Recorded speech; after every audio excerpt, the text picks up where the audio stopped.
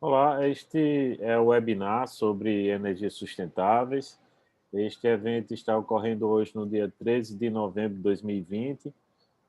Este webinar vai ter as apresentações Energia Eólica Offshore, com Fernando Costa, Cidades Inteligentes e Relevância da Energia Solar, com Lucas Almeida, Energia Geotérmica e sua potencialidade de utilização no Brasil, com Rafael Macedo, Análise de custos de energias renováveis, com Maria Eduarda, Energias sustentáveis no cenário global e nacional, com Gabriel Melita.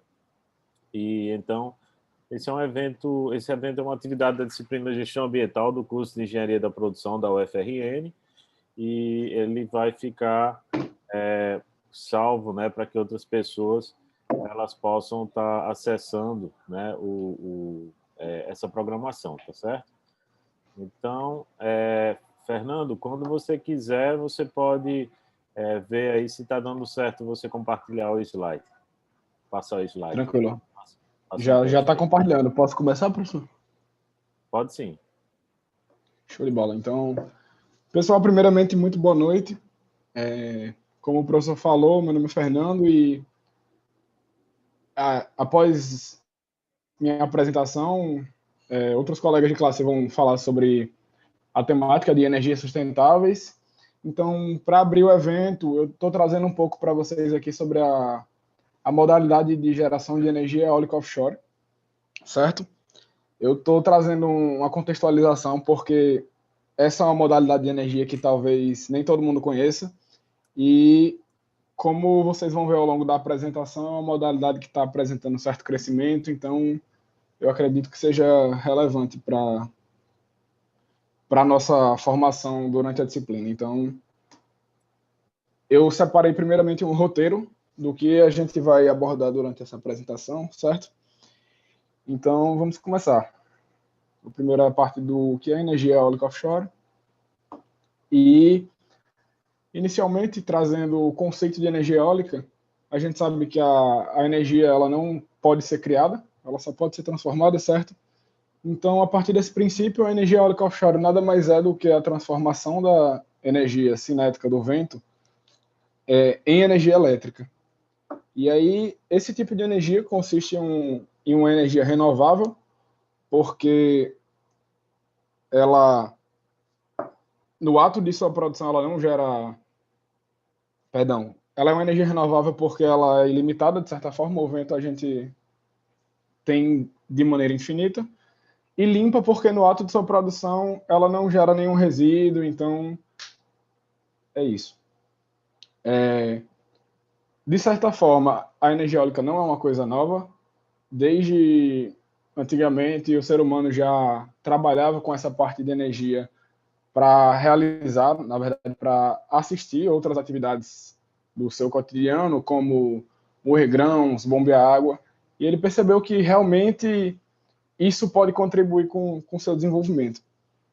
Então, entrando na parte da energia eólica que a gente conhece, que é através dos aerogeradores, esse meio de energia começou a se tornar conhecido a partir da crise do petróleo, certo? Que foi quando a principal fonte energética, que são os combustíveis fósseis e descendentes de petróleo e tudo mais, entrou em crise. O preço chegou a crescer 400% em uma questão de 5 meses e, consequentemente, o mundo, no geral, parou para ver que estava dependente do petróleo e que deveria procurar outras alternativas energéticas. E aí foi onde começou esse certo desenvolvimento da energia. Entrando agora no conceito de energia eólica onshore e offshore, a diferença de um para o outro nada mais é que o ambiente de produção dessa energia. A energia eólica onshore, como vocês já conhecem, a gente vê que é uma fonte muito presente aqui no nosso estado, no Rio Grande do Norte. Nosso estado é muito forte nessa produção de energia. Ela é produzida em terra. E já a energia eólica offshore ela é produzida em alto mar. Mais para frente a gente vai entrar um pouquinho nos detalhes das vantagens e das diferenças, mas a princípio a diferença é essa. O primeiro parque eólico offshore desenvolvido foi na Dinamarca, foi o parque eólico Vindby ele foi desenvolvido em 1991, e se a gente parar para olhar, de certa forma, a gente vê que aqui no Brasil a gente já está com o desenvolvimento dessa fonte um pouco atrasado, né? Quer dizer, na Europa a gente consegue observar essa prática desde 1991, e aí a partir desse ano outros países como o Reino Unido, a Alemanha foram desenvolvendo também. Já é uma prática bastante comum no mercado europeu, e a gente vai adentrar um pouquinho mais durante a apresentação. Mas quanto a esse primeiro parque, ele foi construído, foi desenvolvido com 11 turbinas adaptadas. Eles fizeram uma adaptação de vedação e tudo mais para a turbina conseguir produzir no ambiente marinho. E a gente pode observar, de fato, que essas primeiras turbinas tinham potência relativamente baixa, com 450 kW de potência. Outros dois detalhes importantes são que, nesse primeiro parque, as turbinas tinham 35 metros de altura e de diâmetro do rotor, que é a distância que a pá consegue cobrir quando está produzindo energia. A gente vai ver também mais para frente. E o parque foi instalado a 2 quilômetros da costa dinamarquesa. Atualmente, no cenário atual, a gente consegue ver parques a mais de 30, 60 quilômetros de distância. Então, isso mostra como a modalidade de energia se desenvolveu. E, ainda trazendo a área de exploração, o Mar do Norte, hoje em dia, é uma das áreas da Europa que mais desenvolve esses tipos de projetos. Trazendo um pouco agora para a parte da disciplina, é importante a gente identificar como esse tipo de energia pode contribuir para o desenvolvimento do ser humano no geral. E aí eu identifiquei alguns dos objetivos de desenvolvimento sustentáveis que eu acredito que se encaixam, né, nessa modalidade de energia. O primeiro é a energia limpa e acessível. Como a gente falou, a energia eólica offshore ela é limpa, ela é renovável. Então, o segundo é a questão do trabalho decente e crescimento econômico, porque ela é uma modalidade de energia, e aí eu já vou puxar o outro também, que é a indústria e inovação, que ela gera uma cadeia de suprimentos, ela gera um setor para que possa ser atendido essa indústria. Ou seja, ela gera emprego, ela gera crescimento econômico e ela desenvolve a indústria local. Então, isso é muito importante. E o último que eu coloquei foi ação contra a mudança global do clima, porque a partir dela a gente consegue mudar essa forma de gerar energia, de energias poluentes, de energias que ferem o meio ambiente, para um tipo de energia renovável que, de certa forma, agride menos, né? Entrando agora na parte dos componentes e funcionamento de um parque eólico offshore, eu trouxe aqui para vocês esse desenhozinho da Iberdrola. É uma empresa que já trabalha com outras modalidades de energia, inclusive eólica. E vocês estão conseguindo ver? Eu dei um zoom aqui, eu não sei se mudou alguma coisa. Ok, Fernando. Então show. A modalidade de energia eólica offshore, ela literalmente a única diferença é que a geração é feita no mar e, consequentemente, toda essa energia elétrica produzida, ela tem que ser transportada até a linha de transmissão terrestre.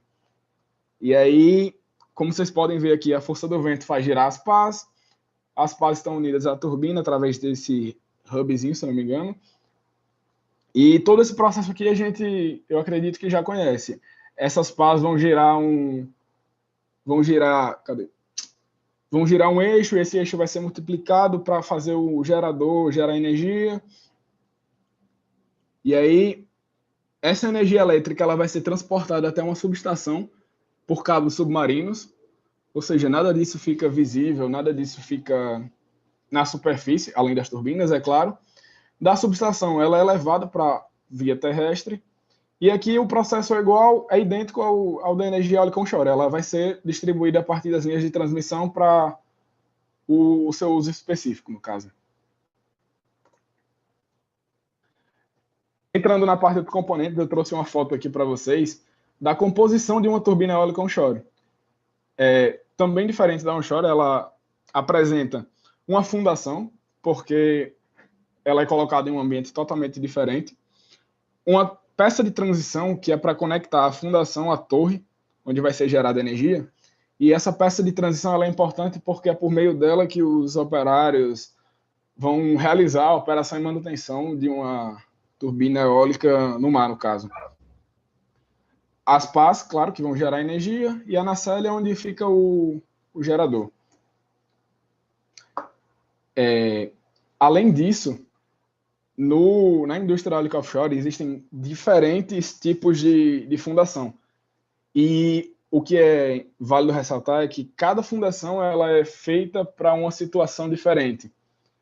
E, de certa forma, essa variação de fundações influenciam diretamente no custo, porque algumas fundações vão ser mais caras porque envolvem uma tecnologia mais desenvolvida, algumas fundações são mais difíceis de ser transportadas, então, de antemão, eu digo para vocês que esse é um critério de escolha no desenvolvimento do projeto que realmente influencia a viabilidade e o desenvolvimento do projeto. Essa primeira é a fundação conhecida como Graft Base. Ela é feita de concreto e, normalmente, ela é ideal para águas mais rasas e solos planos.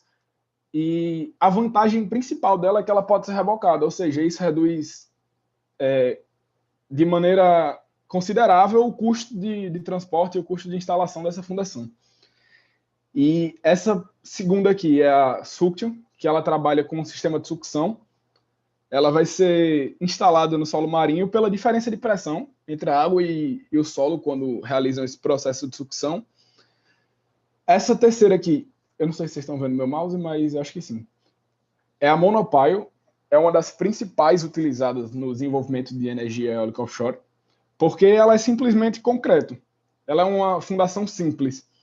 Porém, a desvantagem dela é que ela não pode ser utilizada em solo rochoso, porque ela fica na superfície. Então, de certa forma, se você for fazer uma perfuração no solo rochoso, isso envolve uma tecnologia um pouco mais específica.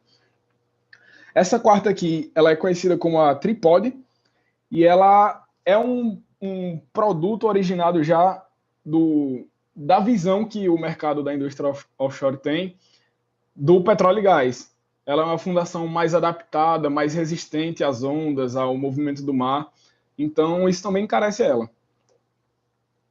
Essa outra jacket também é oriunda do petróleo e gás e também tem essa parte de resistência a ondas, enfim.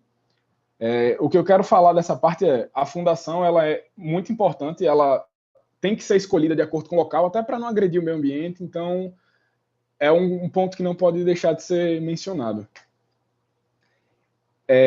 Essas primeiras aqui a gente pode ver que elas são fixadas no solo, então elas são ideais para solos mais rasos, solos mais, como eu posso falar, mais fáceis de instalar. Essas outras três aqui, e existem outras opções, são fundações conhecidas como flutuantes e são ideais para solos mais profundos, o que, de certa forma, encarece novamente o projeto, e aí entra o critério que eu estou batendo ponto. Por quê? Porque para instalar essa fundação em um ambiente fundo, o custo de tecnologia dessa fundação é caro, além do custo de transporte, já que normalmente os pontos mais profundos ficam mais distantes da costa. E aí eu trouxe aqui algumas fotos para vocês terem uma noção da dimensão desses componentes, desses equipamentos. São realmente componentes muito grandes. Essa primeira aqui é a fundação Jacket. Você vê que ela é toda ligada aqui, ela é feita praticamente por inteira no porto. Essa aqui é a Graft, essa aqui é a peça de transição. E esse aqui é uma embarcação, eu botei aqui para mostrar como é carregado esses equipamentos até o local de instalação. Essa aqui é um dos tipos de embarcação, existem vários, mas esse é o principal. Vamos lá. Quais são as vantagens? Vamos entrar agora nas vantagens da energia eólica offshore. Diferentemente da produção de energia através do meio de terra, o recurso eólico no mar ele é muito superior em relação ao existente em terra. Por quê? Porque por ser uma superfície plana, uma superfície sem objetos, sem corpos que possam atrapalhar a fluidez do vento, esse vento se torna mais uniforme. E se torna mais uniforme, eu consigo produzir mais, eu consigo ter uma geração de energia maior. Porque as turbinas vão trabalhar com uma constância maior, tem a questão que o vento lá no mar é contínuo, ou seja, ele mantém uma velocidade média constante, de certa forma. Claro, vai variar, mas a variação não vai ser tão grande como o onshore. E, acima de tudo, ele é um vento mais rápido exatamente também por causa dessa questão. Não tem barreira nenhuma, não tem serra, não tem montanha. Então, isso facilita a produção de energia no mar. Isso torna uma vantagem. Outras vantagens são o impacto visual é menor, já que esses parques ficam no mar. Outro ponto importante a ressaltar é que, se eu não me engano, até 20 quilômetros de distância, ou 30, essas turbinas ainda podem ser visíveis. Ou seja, o impacto visual ele é menor, mas ele existe. Então, isso também deve ser considerado. Essa questão do acústico também, como elas estão longe, o barulho de produção não vai ser tão intenso. E outro ponto em questão, que é uma vantagem, mas mais na frente vocês vão ver que também pode ser um contraponto, é a questão da facilidade de transporte marítimo. Como os equipamentos são maiores, é muito mais fácil transportar de barco, já que não vai ter nenhum empecilho no caminho, do que por rodovias, do que por outras formas de transporte. E aí, essa figura dá para mostrar um pouquinho da proporção de energia que eu consigo gerar no mar, principalmente através da evolução das turbinas.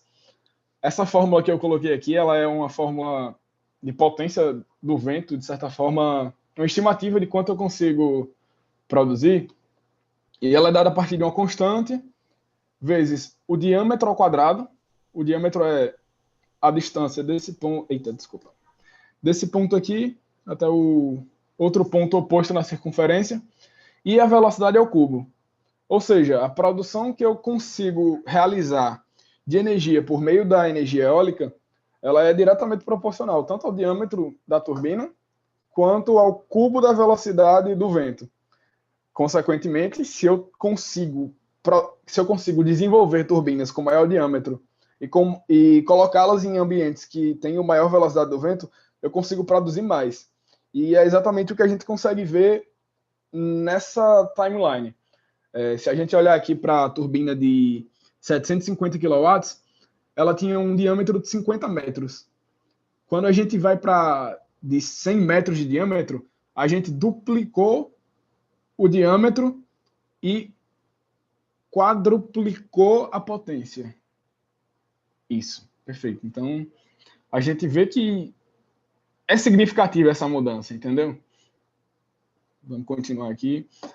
Eu mostrei outra foto aqui porque, a partir do momento que a gente começa a desenvolver turbinas maiores, turbinas com maior produção de energia, a gente precisa de um acompanhamento da cadeia de suprimentos, dos transportes marítimos.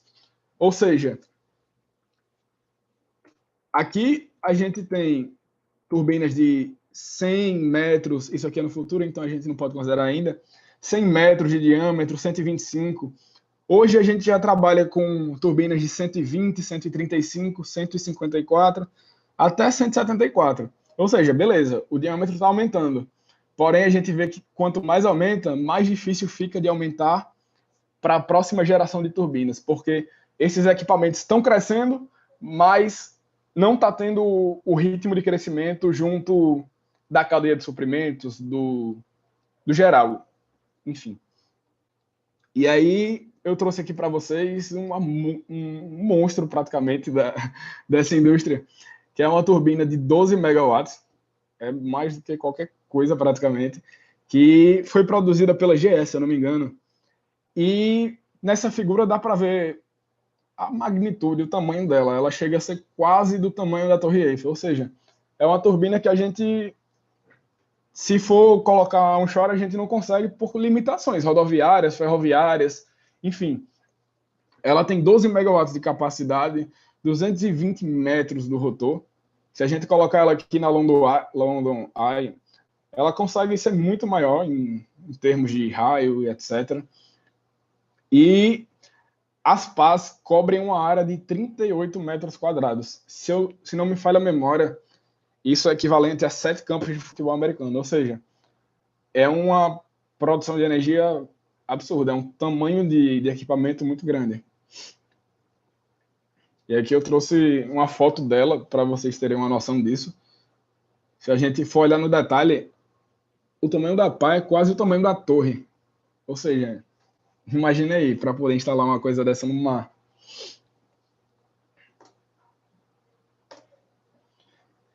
E aí, consequentemente, pela grandiosidade da modalidade de energia, vem os desafios. E nessa parte eu trouxe para vocês algumas fotos para comentar a respeito disso.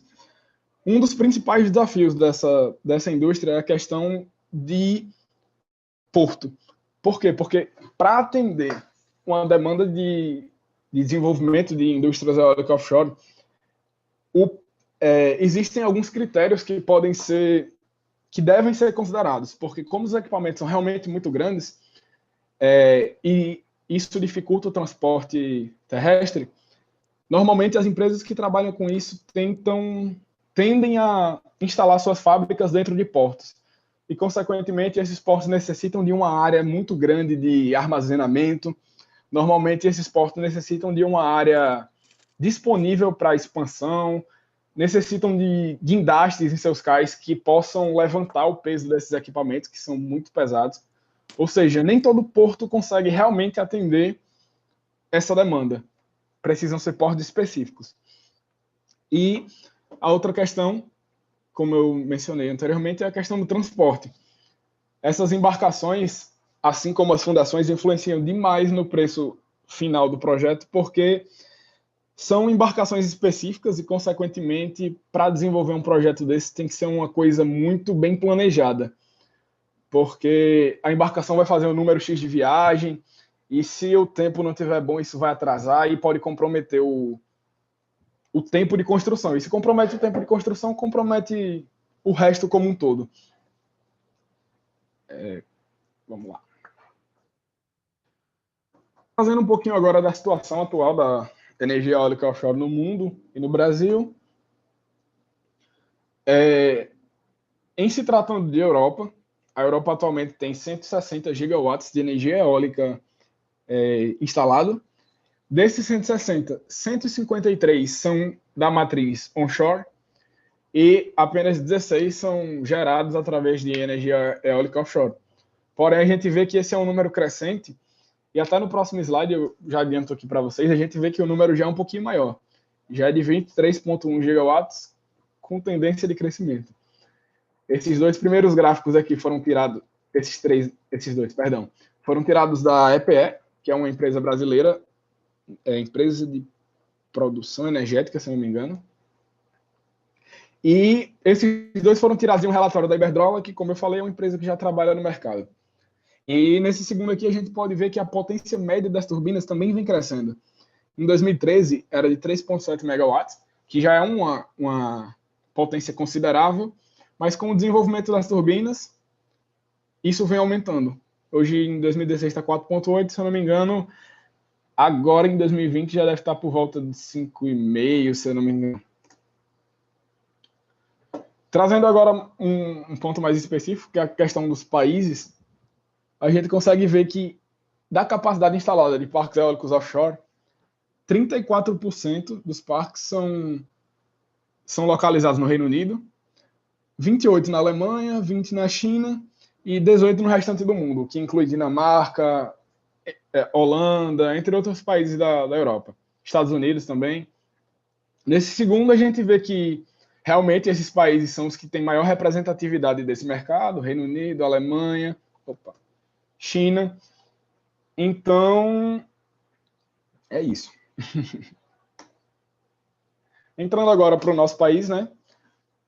Essa reportagem foi desse ano já. O Brasil possui potencial de geração eólica offshore de 700 gigawatts, segundo a EPE. E para vocês terem noção, isso representa quase que o quádruplo, acho que eu estou certo, da produção de energia atual do país. Assim como no mundo, o Brasil também tem alguns desafios, e para tentar suprir esses desafios, o Brasil está tentando olhar para como foi o desenvolvimento dessa indústria na Europa e em outros países. Inclusive, eu aproveito para ressaltar o trabalho do professor Mário, do Criação, que é um grupo de pesquisa de engenharia de produção que vem se desbravando nessa área, vem se desbravando em pesquisas nisso, para tentar colaborar com o desenvolvimento desse mercado aqui no Brasil.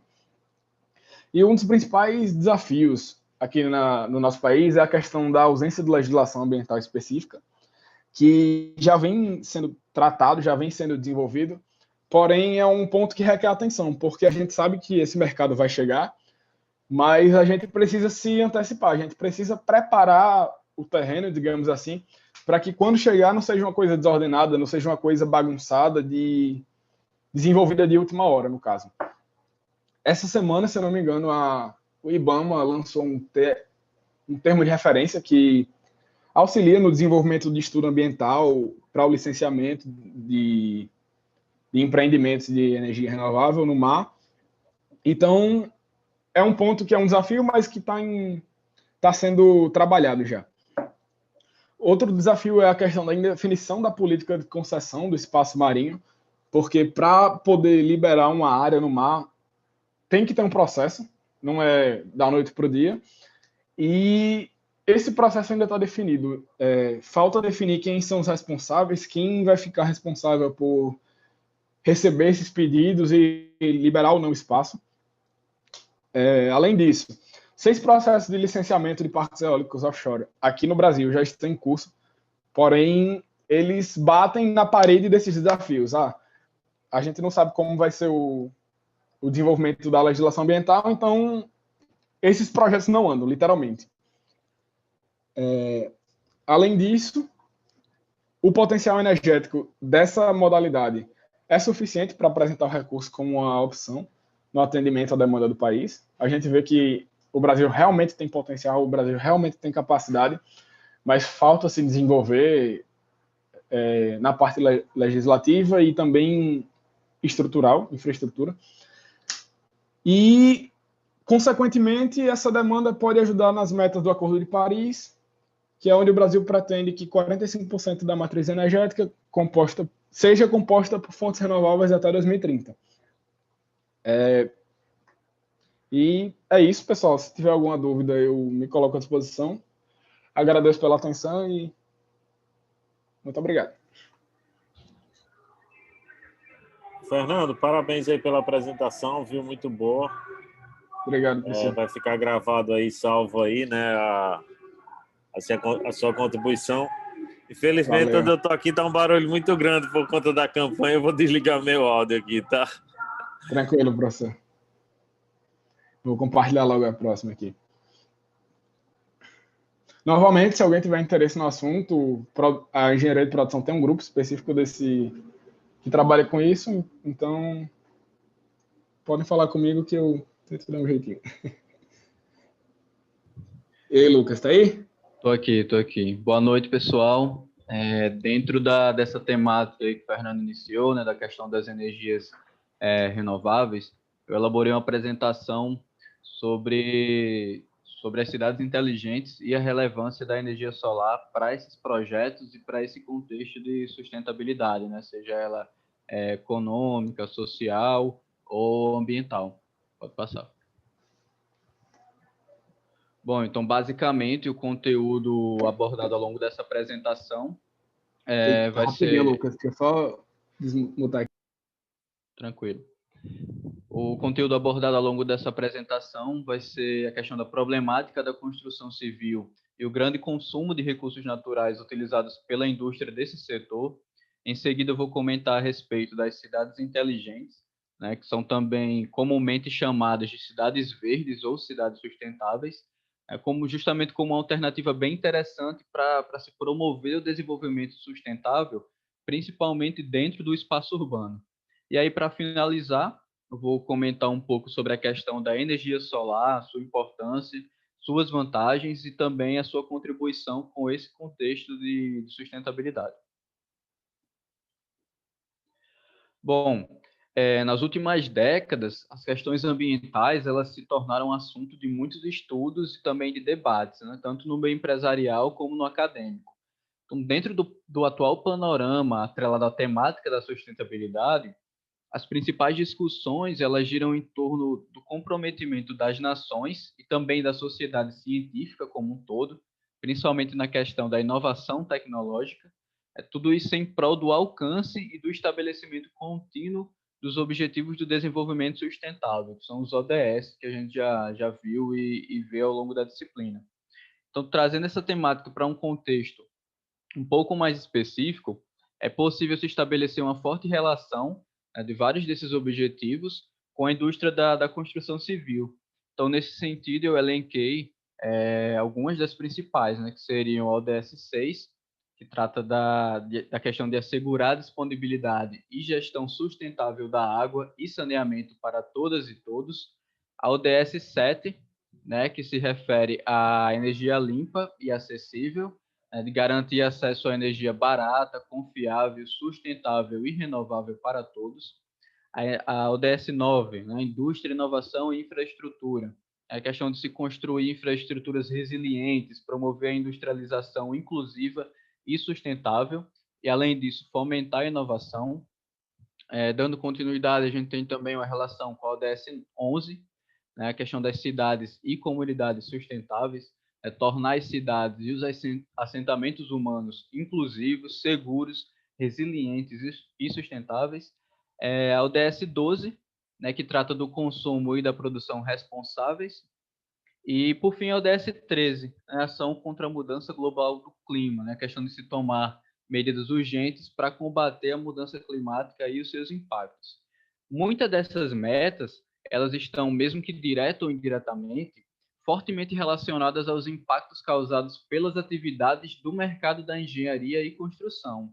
Então, pode-se perceber que, de maneira geral, o setor da construção civil ele possui uma relevância muito grande, principalmente no que se refere à possibilidade de contribuição com as questões associadas à sustentabilidade, sejam elas na esfera social, ambiental ou econômica. No entanto, é possível destacar alguns pontos que confirmam o impacto ambiental muito grande desse setor da indústria e reforçam ainda mais a necessidade de se voltar as atenções para essa questão da sustentabilidade. Bom, então, dentro desse contexto aí, é necessário que a gente fale um pouco sobre a questão da indústria da construção civil e a sua pegada ecológica deixada no meio ambiente, né?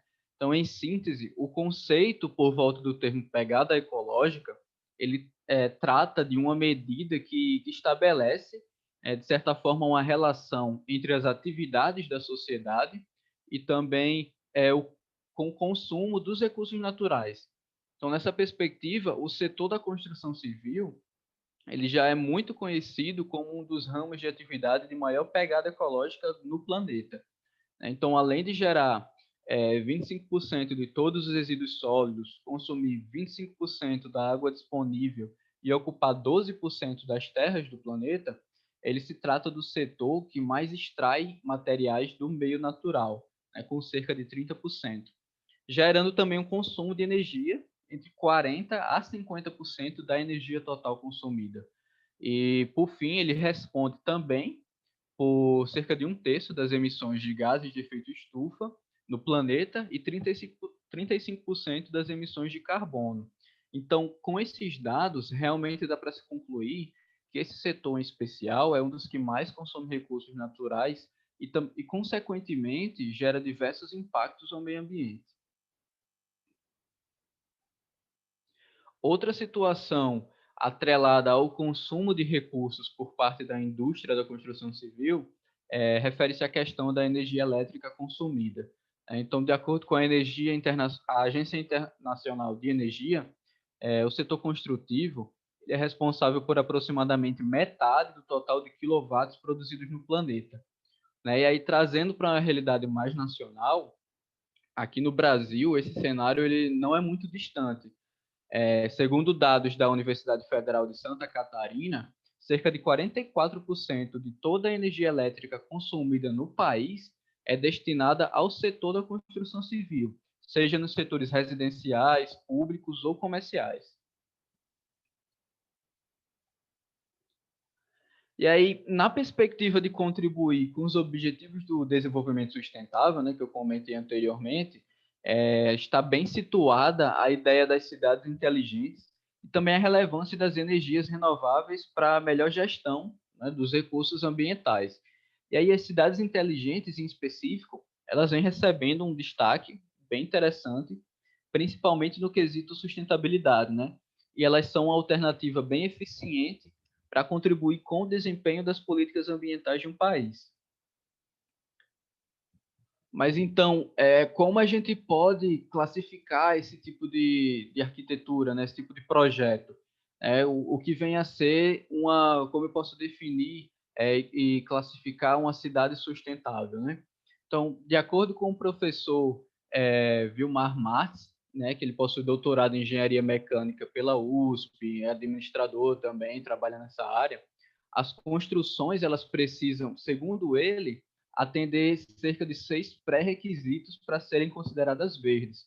Então, primeiro, ele se refere à questão da sustentabilidade do canteiro de obras e da região em torno dele, inclusive com a recuperação de todas as áreas que forem afetadas pela construção, a eficiência total no consumo de água, ou seja, o reaproveitamento da água utilizada e aproveitamento, inclusive, da água da chuva.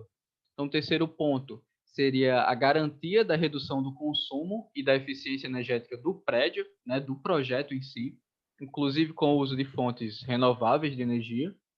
O quarto ponto seria referente à reciclagem e tratamento correto dos dejetos e resíduos. Em seguida, a gente tem a questão também de se trabalhar para manter baixos níveis na emissão de poluentes, né, e usar materiais de origem vegetal, por exemplo, ou reciclados, tanto no acabamento quanto na infraestrutura. E, por fim, o sexto ponto, né, trata de se buscar ali sempre a melhoria e adequação dos procedimentos, né, estabelecendo uma ideia de melhoria contínua. Bom, então, como exemplo, né, para ilustrar algumas coisas que eu comentei na apresentação, eu trouxe aqui a cidade de Fujisawa, né, no Japão. Então, ela foi construída em um terreno de 180 mil metros quadrados, e a cidade inteira ela funciona de maneira inteligente, né, consumindo menos recursos naturais. O projeto ele é fruto de uma parceria da Panasonic com outras empresas. E aí a ideia é que essa cidade ela vai evoluindo ao longo dos anos para se adaptar às novas tecnologias limpas, né, que possam reduzir ainda mais o impacto sobre o meio ambiente. Bom, então se tratando aqui rapidamente sobre as questões, né, os pontos principais que a gente pode destacar nesse projeto, né, nessa cidade, as fontes de energia renovável, né, as fontes renováveis de energia, elas vão ser responsáveis por 30% do abastecimento da nova cidade em ritmo progressivo, né? E há um destaque bem interessante para a energia solar, em que painéis são instalados no telhado, né, nos telhados das casas, garagens também, e que garantem aí a energia necessária para os moradores. Outra coisa bastante interessante é que, em tempo real, o morador ele pode acompanhar o que é gerado, o que é consumido e o que é armazenado, né, de energia para a sua residência. E é possível saber também quais são os equipamentos que estão consumindo mais energia, né? Então, você tem um controle ali por meio de um software bem interessante, bem ilustrativo também. E alguns moradores, os moradores que consumirem ali menos energia, né, eles serão recompensados com uma espécie de pontuação que pode ser utilizada para amortizar o financiamento da casa, por exemplo. Então, receber descontos no pagamento da residência. Bom, falando um pouco agora sobre a questão da iluminação pública e da segurança, alguns pontos eu destaquei aqui, né? Toda a iluminação das ruas ela é feita com lâmpadas de baixo consumo que possuem detecção de presença. E quando os sensores do sistema eles detectam alguém, a iluminação pública, né, elaborada em LED, ela é intensificada nas áreas à frente. E aí, além disso, além dessa iluminação, né? Enquanto os pedestres eles vão caminhando ou os carros vão passando nas ruas, as câmeras elas funcionam em sincronia, né, com essa movimentação para zelar a segurança desses moradores. Bom, outros pontos aqui seria a questão de que a cidade ela conta com locais específicos onde os moradores eles podem alugar bicicletas e também carros elétricos, né? Então eles podem ser compartilhados ou alugados com hora marcada, por meio de um aplicativo também de celular, até mesmo pela rede de televisão, né, das residências. E também outra coisa é que algumas ruas elas são exclusivas para carros e bicicletas, né? E outras elas são apenas para pedestres. Isso aí, de certa forma, é um fator que contribui, né, e amplia a segurança, principalmente das crianças que circulam por esses locais. As soluções sustentáveis da cidade, né, elas estão integradas por todo o projeto. Aí, o design, né, a arquitetura dos blocos residenciais e comerciais foi feito para que o vento circule melhor e as unidades elas recebam mais iluminação natural. Outra coisa é que as novas soluções tecnológicas e arquitetura sustentável utilizadas nesse projeto, elas buscam reduzir em cerca de 70% a emissão de CO2, né, que é um dos gases vilões aí do aquecimento global. E, além disso, economizar 30% no consumo de água.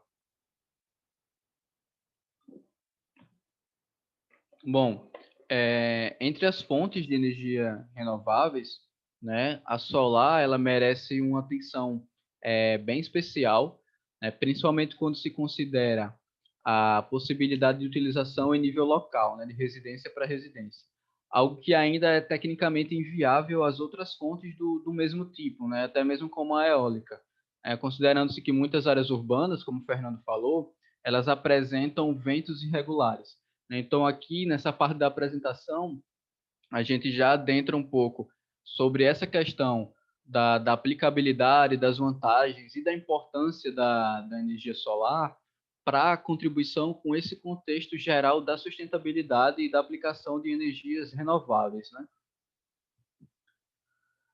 Então, em síntese, a gente pode dizer que a energia solar ela é uma fonte de energia renovável, né, que é uma das mais ágeis e práticas, né, ela pode ser adicionada facilmente aí a diversas partes de uma área sustentável, né, como garagens solares, né, postes, carregadores de dispositivos eletrônicos e também imóveis, né, com sistema solar fotovoltaico, né?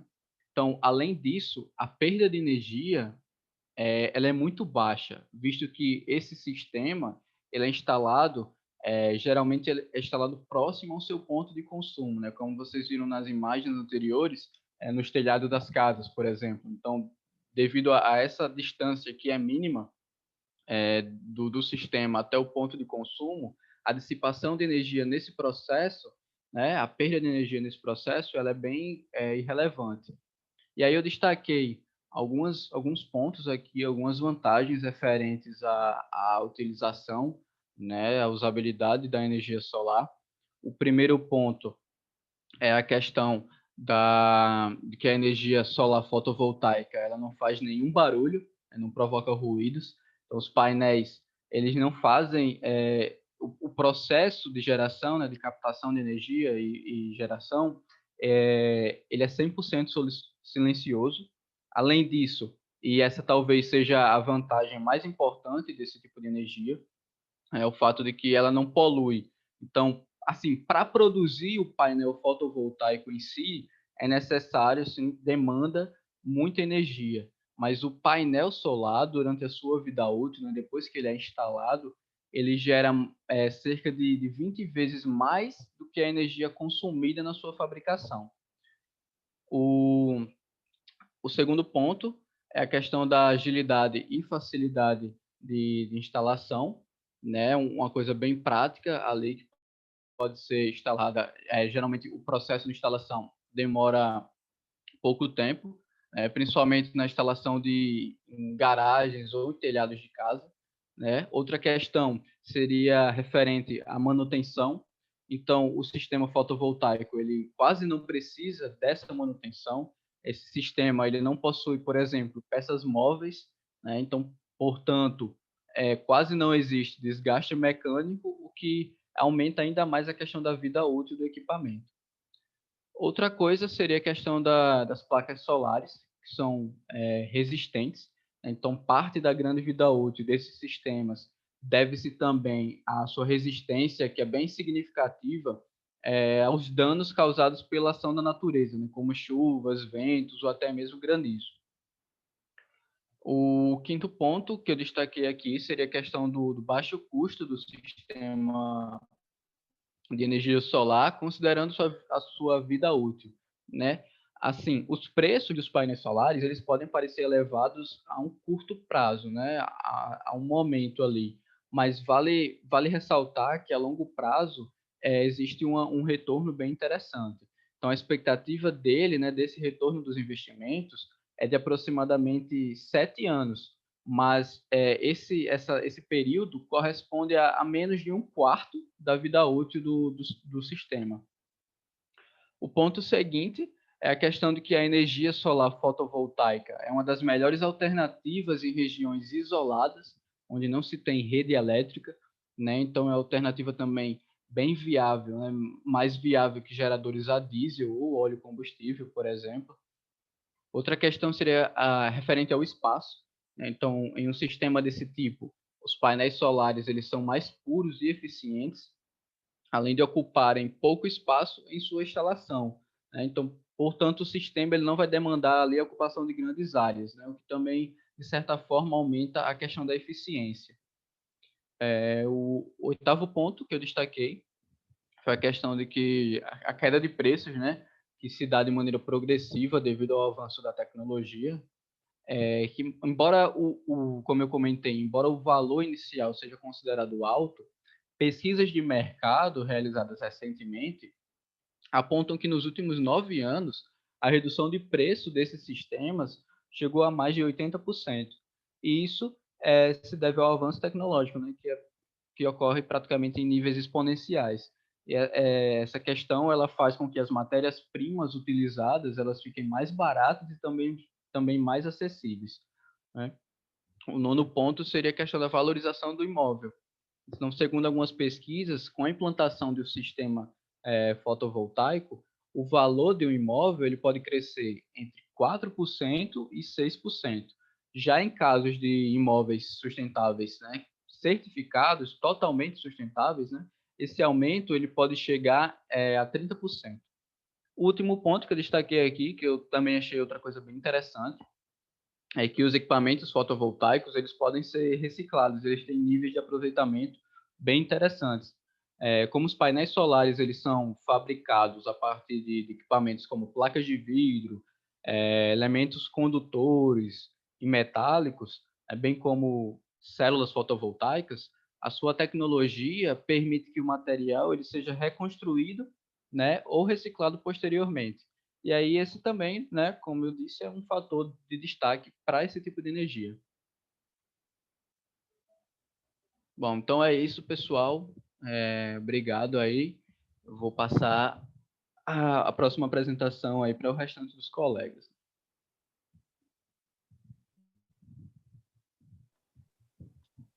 Professor, pessoal, eu tenho só um comentáriozinho bem rápido, assim, sobre o que Lucas estava apresentando, sobre a questão das cidades sustentáveis. Outros pontos complementares que eu gostaria de convidar, assim, de comentar, era em relação à questão das cidades sustentáveis, era uma das coisas, um ponto importante também é a questão da agricultura urbana, né? O urban farming, que é uma coisa que tá se desenvolvendo agora, né? Que as hortas urbanas, né? Para que de repente essa questão parte da produção de alimentos ela ocorra localmente também, assim, na própria comunidade, no próprio bairro, tá entendendo? Ao invés de você ter aqui um alimento que vem do outro lado do país, de repente ver se esse alimento ele poderia ser produzido no próprio bairro, certo?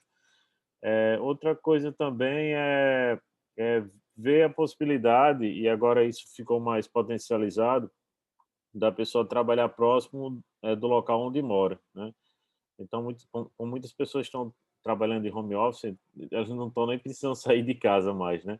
Mas então, assim, se diminuir a necessidade da pessoa estar realizando longos deslocamentos, porque isso vai ter um impacto no trânsito, né? Vai ter um impacto também, assim, na questão também da própria produção de carbono também, né? Assim, gerando maior poluição para as cidades. Então, se algumas das coisas que poderiam estar assim pensando seriam as soluções locais para a comunidade. E por último, uma coisa que é mais de uma perspectiva social é também assim locais de convivência pública, né? Então você tem que inclusive eu tenho uma orientanda agora que é a Priscila Helena, que ela está fazendo mestrado, e então ela está fazendo uma pesquisa sobre a questão da escadaria de areia preta, né? Então é interessante isso porque se você cria alguns ambientes melhores para o convívio das pessoas, isso é uma coisa interessante, né? Que muito pertinente. Isso é só para complementar. Eu queria registrar a presença da professora Ângela Paiva, ex-reitora, está aqui assistindo também aqui. Entrou agora, tu vai assistir a apresentação de vocês aí também, pessoal. Então, parabéns aí, Fernando, né? Fernando e Lucas, que já fizeram a apresentação. E, no caso, quem é que eu torno anfitrião agora para estar apresentando? Professor, o senhor torna como anfitrião o usuário Damires Rafael, que eu vou apresentar pelo computador, que o fone do computador não está prestando, eu vou apresentar aqui pelo da minha namorada, que é o Williane, mas o senhor bota Tá. para lá Damires poder conseguir. Pronto, eu estou tornando a Damires. Professora Ângela, seja bem-vinda, viu? Boa noite aí para você. Pronto, deixa eu achar só aqui onde é que... Achei. Boa noite, boa noite. Bom evento para todos. Boa noite, professora. Boa noite. Vou só ajeitar isso aqui, professor. Tá todo mundo vendo? Sim, sim, pode continuar. Pronto.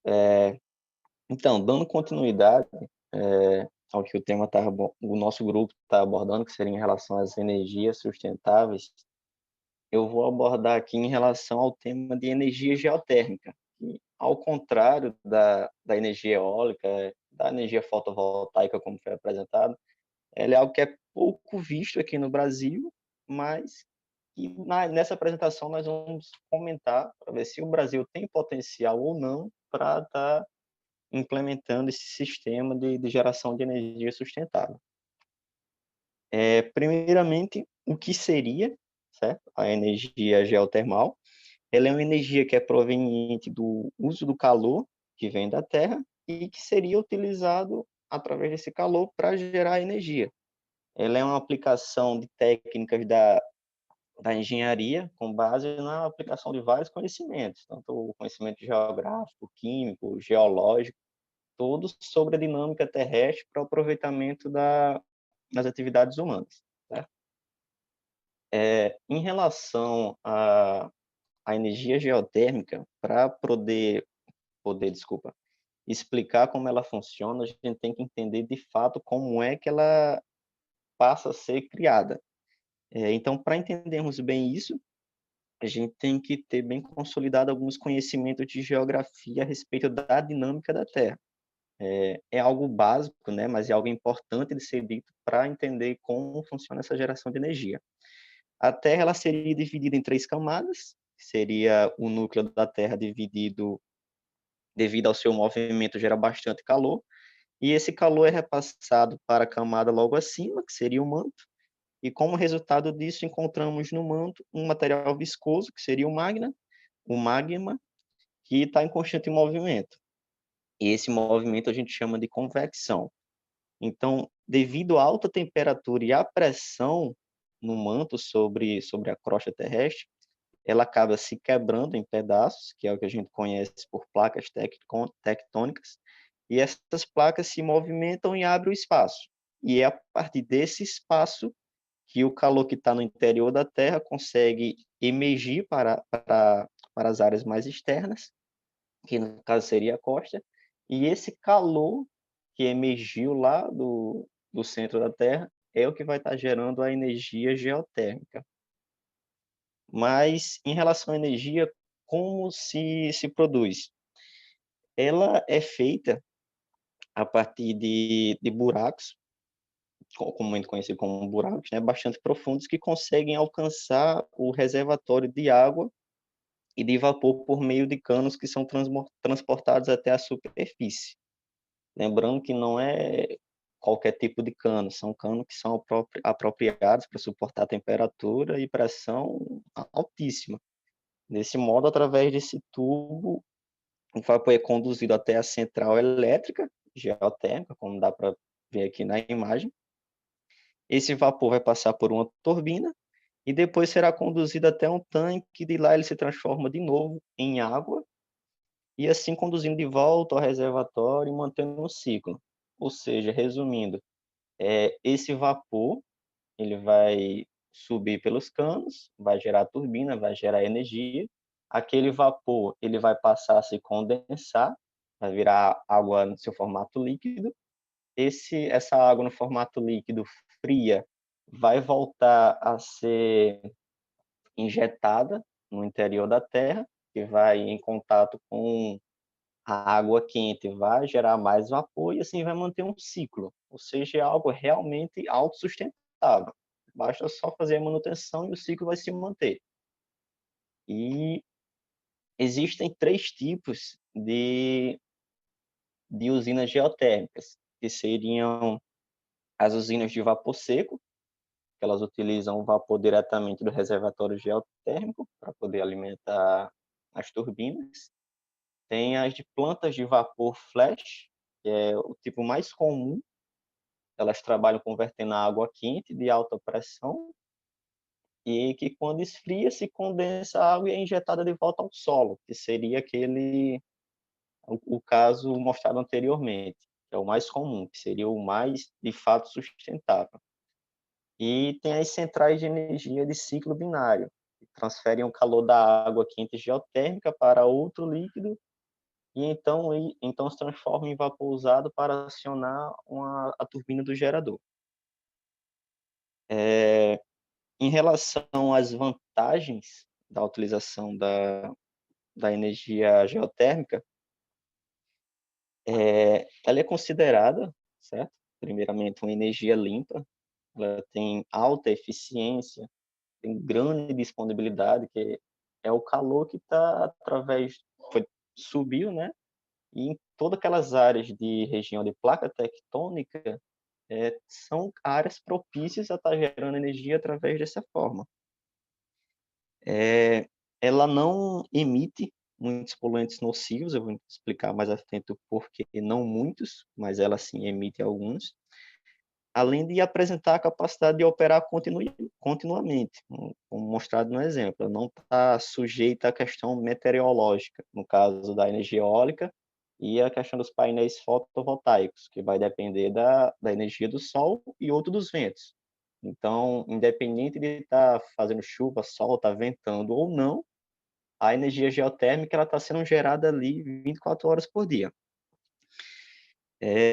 No entanto, né, tem que ver também o alto custo que seria aplicado na utilização das usinas quer dizer, tem um alto custo aplicado na instalação dessas usinas geotérmicas, desculpa, mas é compensado pelo baixo custo da produção e pelo lucro obtido nessa concessão de energia, porque depois de instalada, a manutenção realmente é mínima. Os canos, eles, quando fixados, devem ficar ali até o fim da sua utilização, não necessita estar trocando, é mais a questão do gerador, trocar peça, coisa do tipo. E em relação ao aproveitamento dela, como geralmente você instala nas áreas que você vai utilizar essa energia, o aproveitamento dela fica em torno ali de 98%, certo? Em relação a desvantagens, o recurso geotermal também apresenta desvantagens em relação à sua utilização. Entre elas, destacam-se as condições de operação, certo? As usinas só podem ser construídas em zonas geológicas propícias, que seria aquelas áreas que estão ali próximo às placas tectônicas, que é onde sobe mais calor do centro da Terra. Tem um custo inicial muito elevado para a perfuração desse poço, porque demanda muito estudo, e a implantação da usina tem a questão da poluição sonora, tanto no ato da construção da usina, quanto na fase de utilização, porque vai estar as turbinas ali e tudo mais. Tem questão também de alguns impactos ambientais resultantes do trabalho com energia geotérmica, que é durante o processo da transformação da energia geotérmica em energia elétrica, ocorre a liberação de alguns gases que são dissolvidos na atmosfera, que seria o H2S, que é o sulfeito de hidrogênio. E quando ele se dissolve em água, ele se transforma em ácido sulfídrico, certo? E esse ácido ele é bastante corrosivo. Então, esse ácido você não pode simplesmente pegar e jogar no curso de um rio ou algo do tipo. Você tem que ser tratada, em toda uma questão para desaguar aquele líquido que você obteve a partir da conversão de energia. Tem também a questão que essas águas geralmente vêm com minérios, então essas águas têm que ser tratadas, porque tem muitos minérios, e alguns desses minérios são tóxicos. Então não dá para usar essa água e simplesmente jogar no curso de um rio, pois muitas vezes essas águas têm que ser tratadas para ver quais são os minérios que estão envolvidos, se tem minérios que são tóxicos. Então envolvem processos físicos e químicos que precisam ser realizados. Além disso, tem o aluimento da terra, que, para quem não sabe, é a questão da erosão que vai estar ocorrendo naquela região, que você vai ter a perfuração, a água vai estar circulando debaixo da terra, então tem um perigo ali de desmoronamento, um exemplo, né, da terra. E a questão do aumento da temperatura em torno onde está instalada a usina. E tudo ali embaixo vai estar quente, que é para a geração do vapor, a água que vai estar ali e tudo mais. Então, todo aquele entorno fica quente. Se fosse um exemplo aqui no Nordeste, se instalar isso em um local de cidade, perto de área urbana, pode ser que fique algo insuportável de se conviver perto de uma usina dessa. Em relação aos recursos geotermais no Brasil, seria a principal coisa a se falar nessa apresentação, a geologia brasileira, como todo mundo sabe, a gente não está próximo de nenhuma placa tectônica, então a gente não está localizado em nenhuma área de anomalia geotermal tradicional, que seriam as placas tectônicas, com exceção das ilhas de Fernando de Noronha e Trindade. Só que Fernando de Noronha ela é uma ilha. Seria sim viável instalar lá, só que por questões econômicas, como teria muito custo para ser feita uma instalação dessa, principalmente porque teria que ser feito em alto mar, o governo não quer ir atrás dessas coisas, mas é um dos poucos locais no Brasil que de fato seria viável a utilização da energia geotermal para converter em energia elétrica. Na Amazônia, desculpa, a gente tem sim também lá algumas áreas em que é possível lá tem um fluxo, certo? De energia geotermal, só que tem baixa entalpia, então esse fluxo ele não é suficiente para gerar vapor que consiga rodar uma turbina. Então, geralmente fica para uso, como é que eu falo, turismo, como aqueles geysers que tem nos Estados Unidos e em outros países afora aí. O recurso base total brasileiro de energia geotermal é estimado em 2,4 vezes 10 a 25 joule, sendo que apenas uma fração disso vai estar acessível, 5,2 vezes 10 elevado a 22. E metade dessa fração que está acessível, que seria uma profundidade que de fato estaria alcançável com a tecnologia que tem hoje no mundo, metade está em área de bacias sedimentares. Para quem não sabe, a bacia sedimentar é aquela área que tem muitas pedras, resumindo, tem muitas pedras. Então, o custo seria ainda maior. Não é qualquer broca que vai atravessar uma pedra dessa. Então, tudo demanda mais custo. E os sistemas geotermais de pequeno porte, com temperaturas menores do que 90 graus, no caso são as que a gente tem aqui na área de fato do Brasil, e a capacidade total do sistema geotermal explorável economicamente estimada em 362 megawatt termal, e o uso anual da energia de 6,536 terajoules, seria 6.536 terajoules. E os principais estados são Goiás, Tocantins, São Paulo, Paraná e Santa Catarina, que é as áreas ali onde tem mais propensão, se você quiser perfurar, você vai encontrar água quente. Então, só que não é uma temperatura suficiente para estar gerando energia. Então, o pessoal geralmente faz isso para a utilização realmente da água. Você obtém a água, você esfria, você pode usar para você aguar o planteio e tudo mais. Em alguns casos, você utiliza até para questão de lazer, como aquelas fontes termais que tem aqui em alguns locais do Brasil. E, resumindo, no mundo tem um número considerável de países que está produzindo energia elétrica a partir do recurso geotermal. Porém, no Brasil, a realidade não é a mesma, tendo em vista que tem poucos estudos desenvolvidos que apontam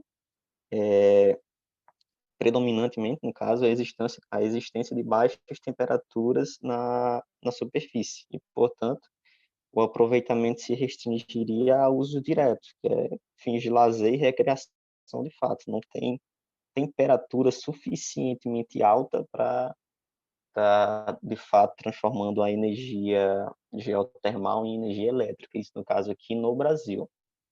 Há países, como eu disse, que aquela camada de água quente está tão próxima do solo, que no caso são os geysers naturais, e se você fizesse qualquer instalaçãozinha ali básica, você já conseguiria estar a partir dali gerando energia. Então, até o momento no Brasil não há estudo experimental que vise a exploração da energia para, de fato, fins elétricos. A utilização da energia geotermal para uso direto se mostra promissora, destacando o aproveitamento da água do aquífero Guarani para atividades agroindustriais, como integrante dos processos industriais e como meio de desenvolver o turismo e também a utilização de bombas de calor geotérmica, tanto para a utilização industrial quanto para o aquecimento dos espaços. Você mora, não é o caso do Brasil, mas, por exemplo, você mora num local frio, você pode estar utilizando o calor dessa água para estar aquecendo a sua residência, algo do tipo. E aqui é um mapa geotérmico brasileiro para a gente ter uma noção de que, de fato, muitas áreas elas têm propensão, só que a um nível de profundidade muito alto. Então, tudo isso aqui seria possível sim no Brasil, mas teria que demandar muito estudo, muitos custos, o que no momento, nem há um tempo atrás e nem futuramente, provavelmente não seria mais tão viável. Mas o Brasil ele tem sim um grande potencial, só que por questões orçamentárias não é tão explorado. E é isso.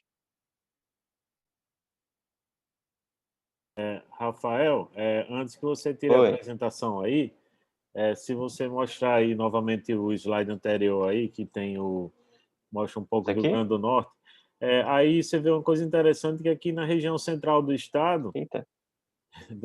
clica ali, na região central do estado é como se fosse mais amarelo, né? Como se fosse, de repente, tivesse, assim, se fosse ver, Isso, seria mais ou menos assim no Seridó, entre a região central e o Seridó, né? Aí como se fosse na pata do elefante aí, né? Se fosse... Que, isso. inclusive, Nessa área, era uma das pode coisas que eu falar. estava pensando também, era sobre essa região aí, é muito uma área de cristalino, né? Uma área muito rochosa, assim, né? Nessa região do estado, né? Se de repente isso favoreceria ou tornaria mais difícil, né? a questão Isso. da exploração desse tipo de atividade, assim, se você pudesse comentar um pouco. Isso é aquela questão. Tem sim o potencial, só que tem que ver a questão se aquela região de fato é propícia. Como o senhor falou, tem muito aquela questão da área rochosa. Então, para você chegar naquela área, você teria que passar por essas rochas. Não é qualquer rocha que consegue fazer isso. Então, tudo demanda mais custo. Mas, por exemplo, você pode não chegar nessa áreazinha vermelha, mas ficar nessa mais alaranjada, você pode não conseguir gerar energia, mas você pode alcançar essa água, você pode esfriar essa água, você pode utilizar para aguar áreas que seriam secas, e essa energia você pode estar utilizando para aquecer alguma estufa, alguma coisa do tipo. Mas para energia, de fato, para conversão elétrica, é possível, mas demandaria um custo muito elevado para se alcançar a profundidade em que, de fato, a água esteja na temperatura ideal para poder gerar vapor suficiente para poder girar uma turbina e estar convertendo em energia elétrica. Muito bem. Muito bem, parabéns aí. Pessoal tem alguma pergunta? Um comentário?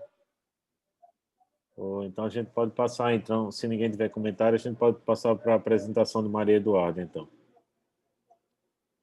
Pronto, professor, é só fechar aqui a tela? Como é que é? No caso, O senhor que vai mexer aí? no caso, deixa eu ver aqui, só um instante, até interromper.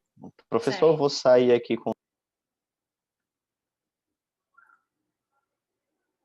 Eduarda, pode começar. Obrigada. Boa noite, gente. Para quem não me conhece, sou Maria Eduarda. Estou no 3º período do curso e hoje vou apresentar um pouquinho sobre uma análise de custos de energias renováveis.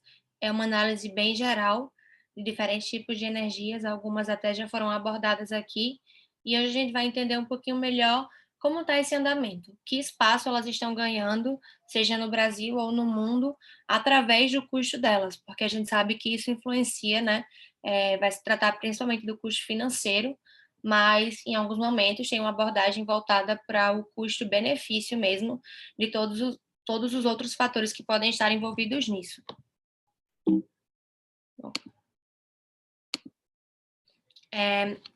Esse aqui é o ponto principal.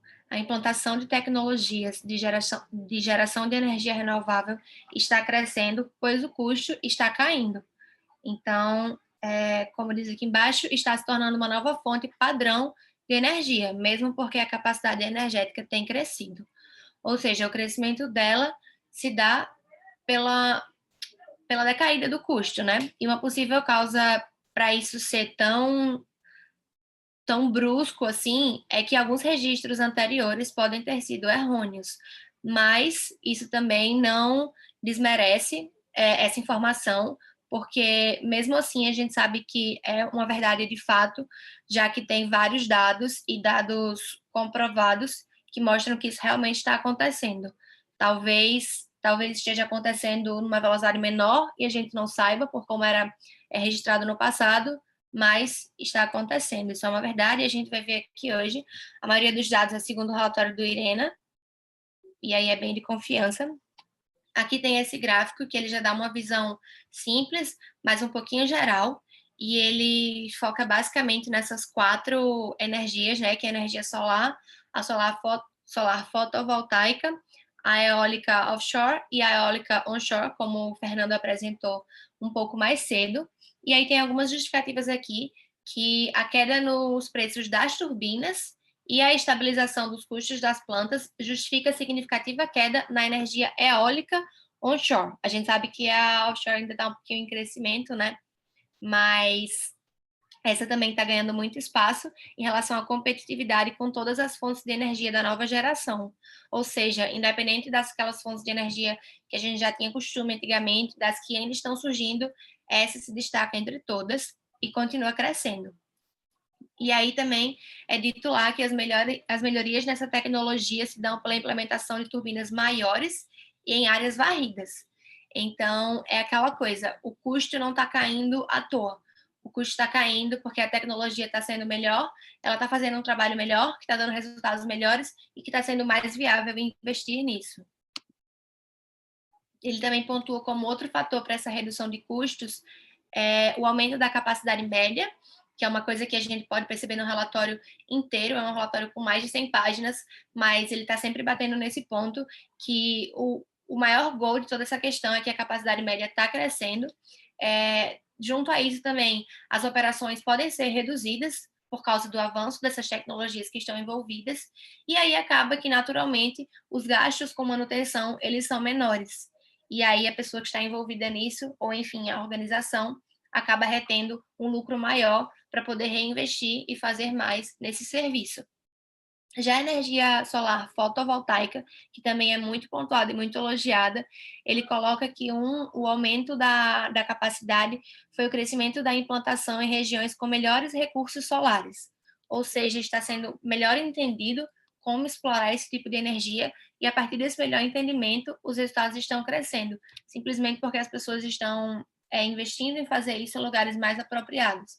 E aí, com isso, com esse crescimento, depois vai poder ser expandido para qualquer local, né? À medida que as novas tecnologias também forem avançando e permitirem isso cada vez com mais facilidade.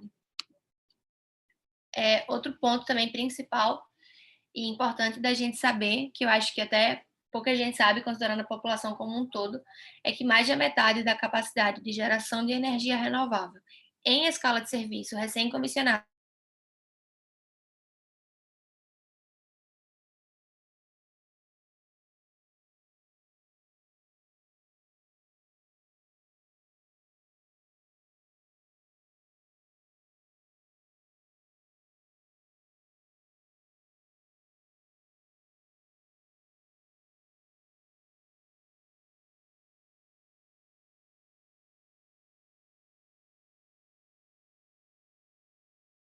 em 2019, que é o ano recente até então, produziu eletricidade e não se esperava.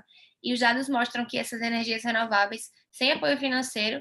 Opa, deu uma notícia que minha internet está instável. Vocês continuam me ouvindo? Sim. Obrigada. Essas energias estão reduzindo os combustíveis fósseis por uma margem substancial em um número crescente de casos. E aí, em 2019, novamente, né, 41 gigawatts dos projetos eólicos onshore, encomendados nesse mesmo ano, que são cerca de 75% do total, tinham custos de eletricidade inferiores aos da opção mais barata de combustível fóssil. Então, realmente, é uma competitividade que ele sai em disparado, e os dados mostram, até vai ter alguns gráficos mais na frente comprovando isso, que não para de crescer. E aí também, voltando um pouquinho mais sobre o que esse relatório fala em específico, né?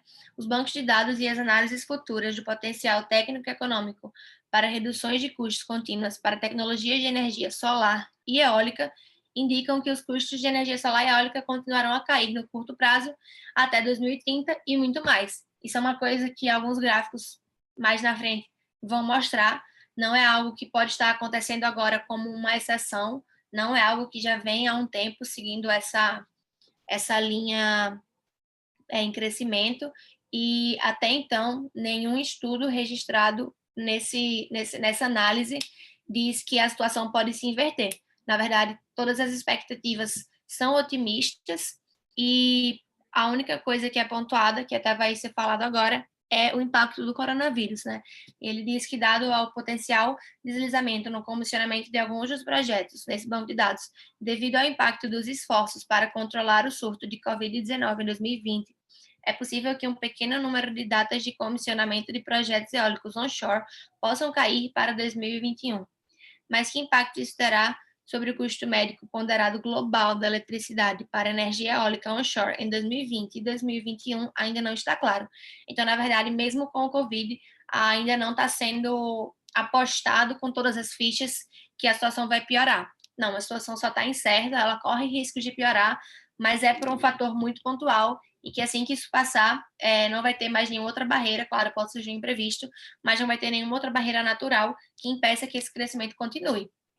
E aí ele também pontua que, portanto, é provável que, em comparação com 2019, o custo da eletricidade da energia eólica onshore caia mais 18% entre 2019 e 2021.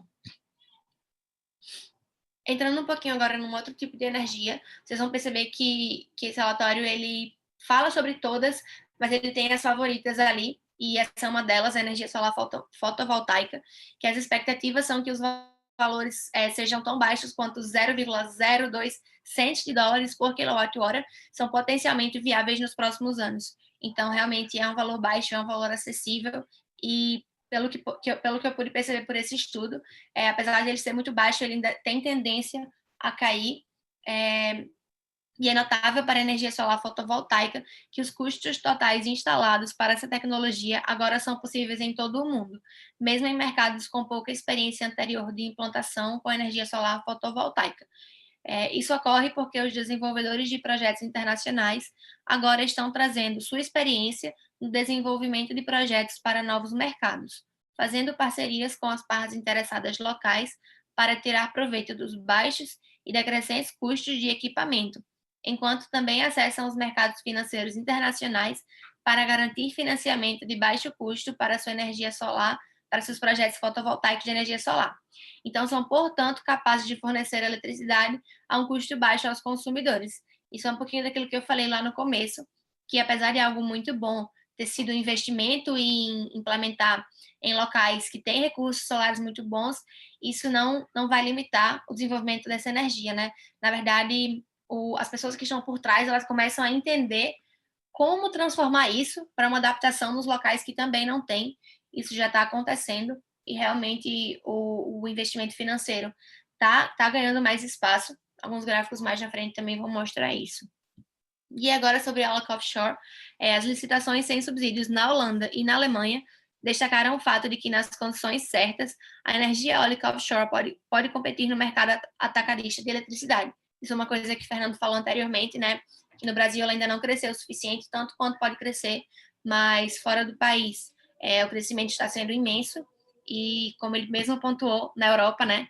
Aqui está se confirmando, pois na Holanda e na Alemanha ela se destaca bastante e realmente está demonstrando que vai roubar o espaço de outras energias no mercado.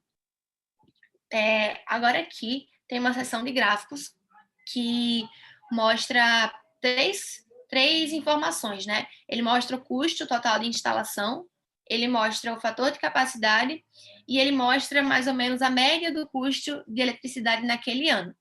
E aí ele faz essa separação por tipos de energia. Esses aqui são da energia solar fotovoltaica.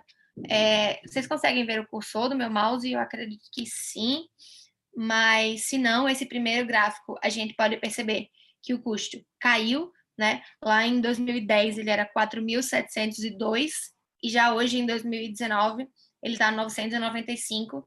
É uma queda bem considerável e ele realmente não parou de cair desde que começou a cair, o que é muito bom. Em contrapartida, a gente vê exatamente aquilo que é o desejável, né?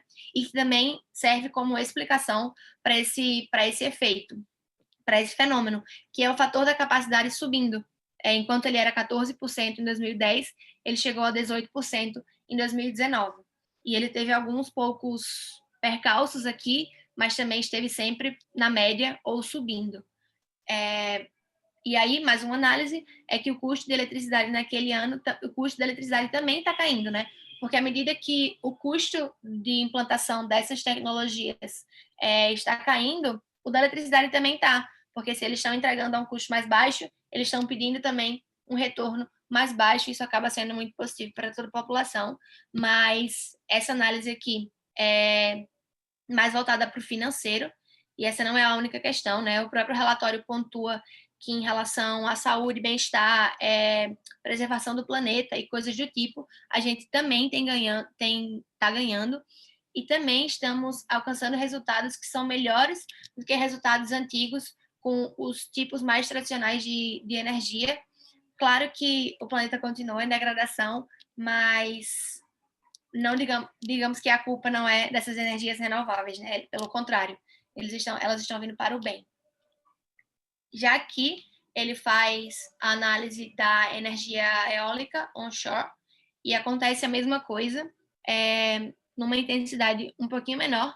No ano de 2010 era 1949, e agora é 1473, mas a gente pode ver também que a capacidade está crescendo bastante e que no mercado da eletricidade como um todo, a queda sempre ocorreu desde o seu início.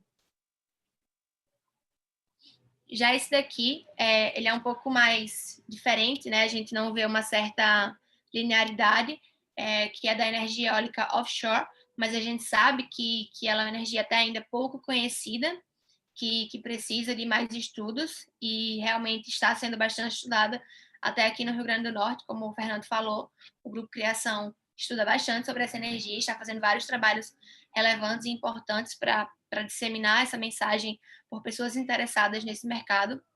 Mas, apesar dos altos e baixos que a gente consegue ver nesses gráficos, a gente está num bom momento agora. Então, isso significa algo legal. A gente ainda pode considerar como um investimento positivo, novamente, não só falando do financeiro, né?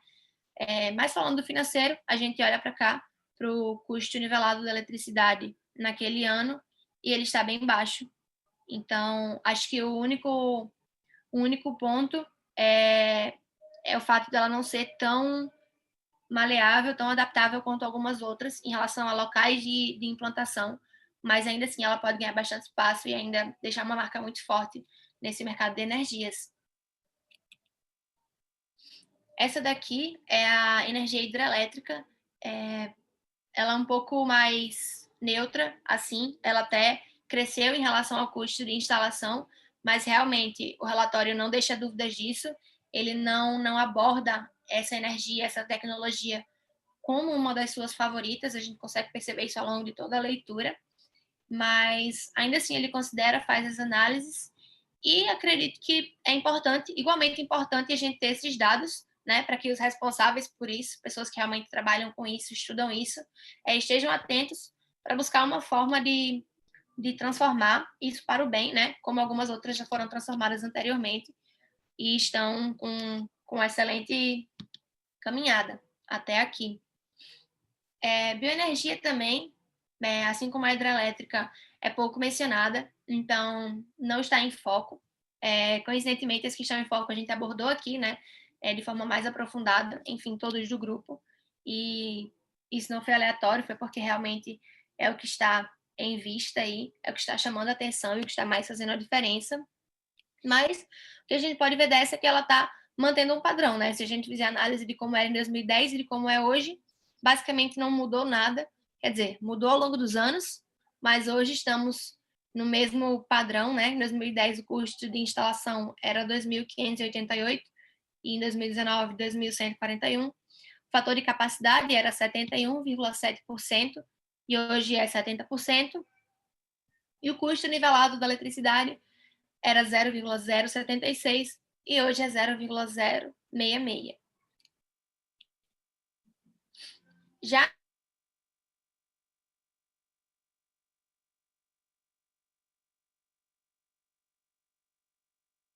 uma análise mais, que são exatamente a energia solar fotovoltaica, a eólica foi.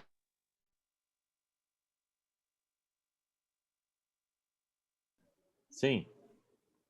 Pronto, aí eu estava comentando aqui, né, que como a previsão indicou, que eu falei anteriormente, isso não vai se perder, é um direcionamento que está sendo bem instaurado e está se mantendo firme, e aí esse relatório de onde eu peguei esses dados, ele é de 2019, mas ele já colocou aqui as expectativas para 2020 e para 2021, alguns até para 2023, 2022, e o que a gente pode perceber através dessas expectativas é que, na verdade, vai continuar com um bom resultado e a inclinação da reta acaba sendo até menor, na verdade.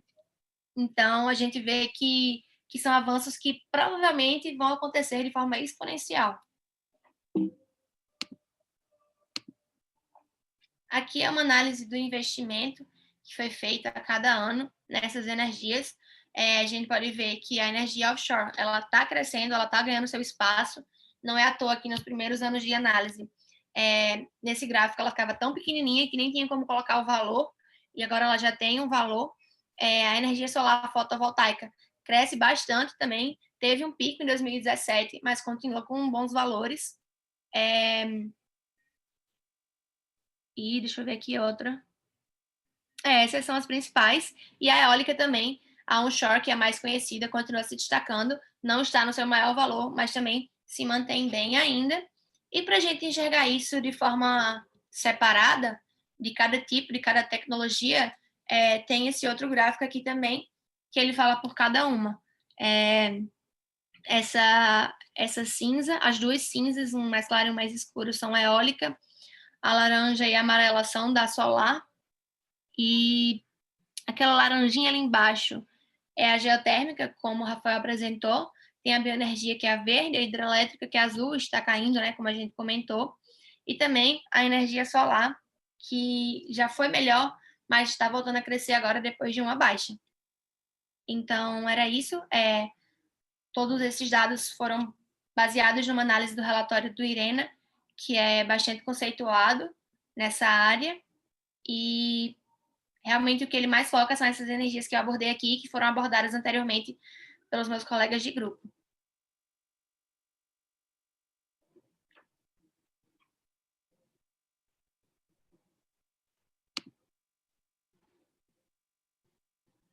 Parabéns, Maria Eduardo, pela apresentação aí.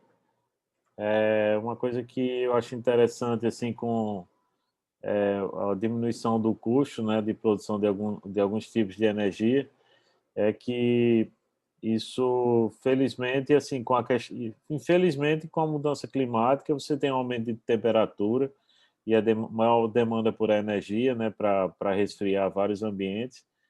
E felizmente tem, assim, de repente, a possibilidade de ter energia mais barata, né, para lidar com isso. Assim, qual análise que você concorda? Ou você queria complementar Concordo, alguma professor. coisa? Não, concordo plenamente. A gente sabe que isso ainda é um problema, né? Pensando a nível mundial. E agora nem tem como discordar, sabendo do que o Amapá está vivendo, né? Que teve aquela situação, está tendo ainda, está tentando recuperar, de vários dias sem energia. Claro que é um problema macro, mas a gente sabe que à medida que isso for se desenvolvendo, ele pode ser mais facilmente evitado no futuro. Uma coisa interessante aí, a partir, inclusive, da apresentação também de Rafael, era que verificar se seria possível a produção de energia localmente, né, para evitar, assim, longos canais de distribuição de energia, né, se de repente teria como produzir também tipo off-grid em relação a um estado, tipo o estado produzir para o estado, evitando de repente grandes, não ficar dependendo de grandes redes de distribuição, né? Não é muito a minha área isso aí, mas assim, talvez se poderia se pensar sobre isso, né?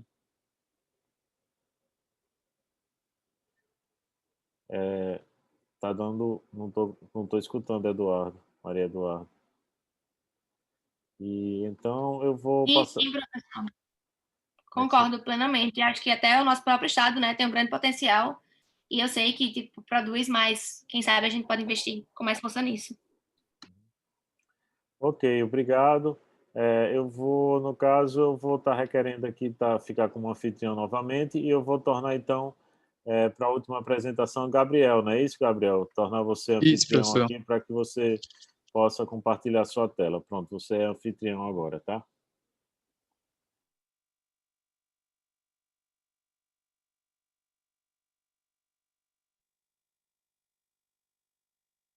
Estão conseguindo ver? Sim. Vou começar. Eu vou falar um pouco sobre o cenário mundial e nacional das energias sustentáveis. Aqui, acho que os outros grupos os meus colegas já apresentaram bem, né, o que é energia sustentável, energia inesgotável, renovável e limpa. Aqui eu trouxe alguns exemplos, não vou ficar aqui muito tempo, porque os outros grupos já trataram da maior parte dessas fontes de energia, né? Energia solar, energia eólica, energia hidrelétrica, energia de biomassa, energia geotérmica. E aí, o que eu queria apresentar primeiro era sobre a matriz energética do mundo. A matriz energética é tudo que a gente usa para produzir energia, né? Não só energia elétrica, mas também para movimentar carros, etc. E aí eu peguei esse gráfico aí da IEA, que é a Agência Internacional de Energia, que ele mostra bem como nosso mundo ainda adota energias não sustentáveis, né? Aí o primeiro, esse laranja aqui, é energia vinda de petróleo e derivados. Depois aqui em azul azul claro vem o carvão, depois o escuro o gás natural. E só depois vem a primeira energia de fonte sustentável, né? Que seriam de biomassa e resíduos. Depois nuclear, e só lá embaixo a gente vê hidrelétrica, e aqui em amarelo solar e eólica, etc. E também está incluindo geotérmica. E aí eu peguei e coloquei esses números em porcentagem. A gente vê aí petróleo e carvão, só os dois já são mais da metade, né, da matriz energética mundial.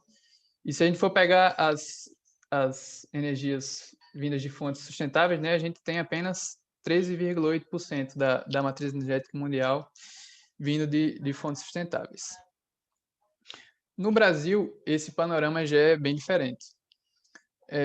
O petróleo continua sendo, assim como no mundo, a fonte de energia que mais alimenta a matriz energética do país, né? Mas em segundo já vem o biocombustível. Em terceiro também já vem a energia das hidrelétricas, né? Energia hidráulica.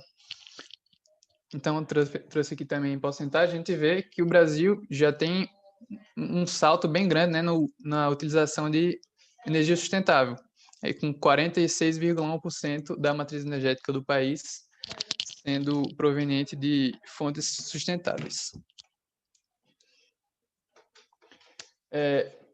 Esse aqui eu peguei do EPE, que é a empresa de pesquisa energética. Acho que os dados que eles utilizaram para fazer esse gráfico aí foi de 2016, então acho que já está até um pouco diferente. Mas a gente consegue ver dessa vez a matriz elétrica, ou seja, o que a gente usa para produzir energia elétrica, né? E a gente vê que no mundo, ainda a maior parte é usado carvão, a gente vê a hidráulica bastante utilizada para fazer energia elétrica, né? Gás natural, mas ainda é dominada, né, por energias não sustentáveis. No Brasil, também, assim como na matriz energética, né, a matriz elétrica já é bem diferente do mundo. Praticamente 80% da matriz elétrica do nosso país provém de fontes sustentáveis. E eu queria destacar, a gente vê que hidráulica, a maior parte, né, da nossa produção elétrica é hidráulica, mas eu queria falar um pouco sobre energia solar e eólica. A gente vê aí que aí nesse gráfico está de 6,9%, né? Esse número já deve estar maior porque está crescendo bastante. Porque o Brasil tem um potencial enorme nessas duas áreas. O Brasil é um dos países que possui a maior taxa de radiação solar do mundo. Você pega em comparação à Alemanha, por exemplo, a Alemanha é a quarta maior produtora de energia solar do mundo. E o Brasil tem uma taxa de radiação solar mais ou menos 40% maior que a Alemanha.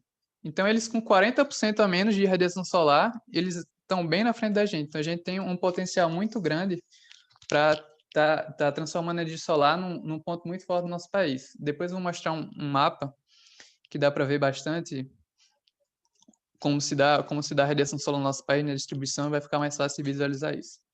A energia eólica também, embora seja, acho que, mais explorada no nosso país que a solar, por exemplo, mas o fator de capacidade média do país, que é o tempo em que as usinas conseguem gerar eletricidade, né, quando está ventando, em 2018 foi de 42%. Esse número, essa média no mundo, foi de 25%, ou seja, a gente está bem acima da média mundial. Então, a gente tem uma capacidade muito grande nesses dois tipos de energia. Ainda falando nessa questão de energias sustentáveis contra energias não renováveis, né? É importante observar que no mundo, hoje, cerca de 1,3 bilhão de pessoas elas não possuem acesso à energia elétrica e que a demanda elétrica ela cresce a cada ano, né? Segundo o Ministério de Minas e Energia, no Brasil essa demanda energética, essa demanda de eletricidade, ele vai aumentar cerca de 27% até 2029. Então é importante observar que a gente não pode, por exemplo, falar hoje de parar de usar totalmente energias renováveis e só usar energia renovável. O que se fala nesse mundo é de fazer a transição da matriz energética mundial, né? É gradativamente aumentar o uso de energias renováveis, né? E diminuindo gradativamente também o uso de energias não renováveis, para que no futuro a gente possa ter uma matriz energética completamente limpa, né? E aí, aqui eu trouxe o ranking de geração de energia renovável. Esse gráfico é de 2019, quando foi gerado 2019. A gente consegue ver que a China domina a geração de energia renovável, Estados Unidos vem em segundo, o Brasil vem em terceiro, mas é importante observar aí que, por exemplo, a China, esses números estão em números absolutos, né? A China produz tudo isso, mas isso corresponde a cerca de 25% da produção total deles, né? Ou seja, todo o restante aí, os outros 75% são de energia vem de fontes não renováveis. O Brasil, por outro lado, embora esteja em terceiro, 80% da sua energia, da sua eletricidade gerada, né, como a gente viu, provém de fontes renováveis. Outro caso aí, a Noruega, que está em nono. Ela está em nono, mas cerca de 98% da sua energia provém de fontes renováveis. Eu trouxe aí alguns dados em relação a alguns tipos de energia renovável, né? Em energia hidrelétrica, o Brasil hoje é em terceiro país que mais gera energia elétrica. Já foi o segundo, mas recentemente foi ultrapassado pelo Canadá, e quem lidera em hidrelétrica é a China. Assim como na eólica solar, basicamente todas a China lidera, acho que menos na geotérmica, que não é ela que lidera. A energia eólica, o Brasil é o sétimo em capacidade instalada, e energia solar é o 16º em capacidade instalada também. Então, a gente vê que, como falei anteriormente, o Brasil produz muita energia hidrelétrica, né? Mas ainda tem uma capacidade enorme, potência enorme de aumentar tanto a energia eólica quanto a solar. E aí, quando a gente fala dessa transição de matriz energética, a gente também fala em investimentos, né? Então, na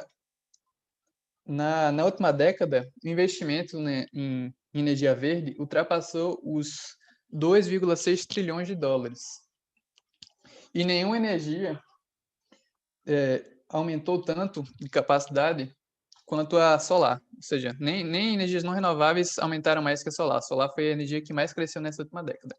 E eu trouxe os países que mais investiram nessas energias renováveis no 2019. O primeiro é a China, lidera também nisso, investiu cerca de 83,4 bilhões de dólares. A China é a maior produtora e maior exportadora de painéis solares, turbinas eólicas e veículos elétricos. Interessante essa parte de veículos elétricos, né, que a gente ouve muito falar, por exemplo, da Tesla, que é do Elon Musk lá, mas o carro elétrico que provavelmente vai se popularizar vai ser um carro chinês. O segundo que mais investiu aí foi os Estados Unidos, investiu 55,5 bilhões de dólares em 2019, principalmente na parte de energia eólica e energia solar. Terceiro vem o Japão, com 16,5 bilhões. É um dos países que mais investe em energia de biomassa no mundo. Em quarto vem a China, investiu 9,3 bilhões. Em 2018, eles estabeleceram a meta de aumentar a produção solar deles entre 4 a 6 vezes até o ano de 2022. Então, eles estão investindo pesado nisso. O Brasil, nessa lista, ficou em quinto, investiu cerca de 6,5 bilhões. E, por exemplo, a energia solar produzida pelo Brasil cresceu 10 vezes de 2016 a 2018. O Brasil também vem investindo bastante nas energias renováveis. Um outro destaque que a gente pode fazer, por exemplo, é da Espanha, que aumentou o investimento dela na última década em 859%. Nenhum país aumentou tanto o seu investimento como a Espanha na última década.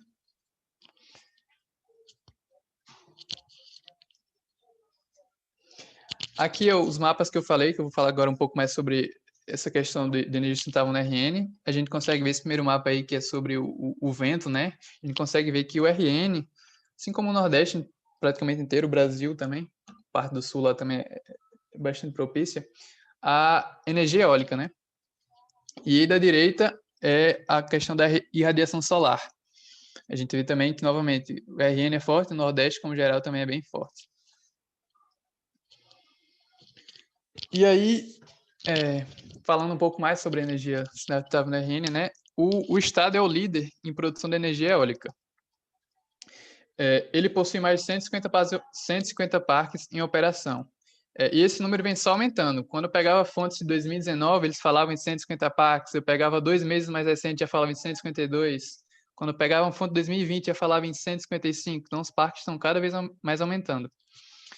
E o Sol RN é responsável por cerca de 30% da produção nacional de energia eólica. Já a energia solar é um pouco diferente.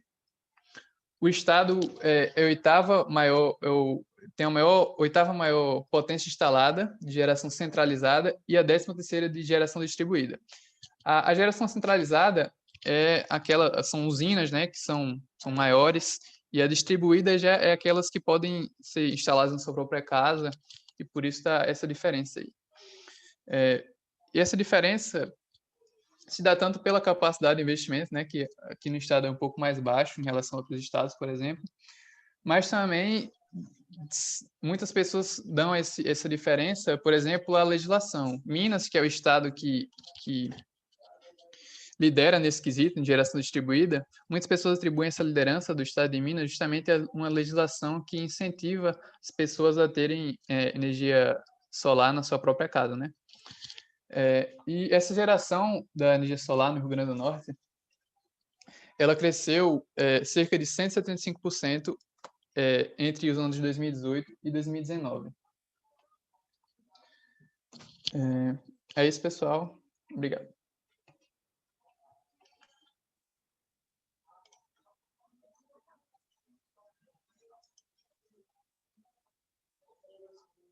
Vai ser para almoçar.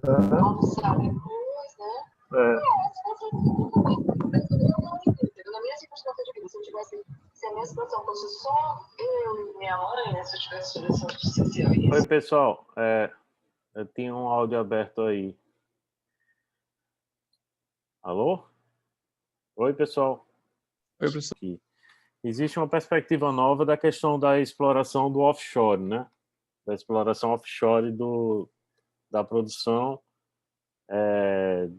no caso de energia eólica no mar, né?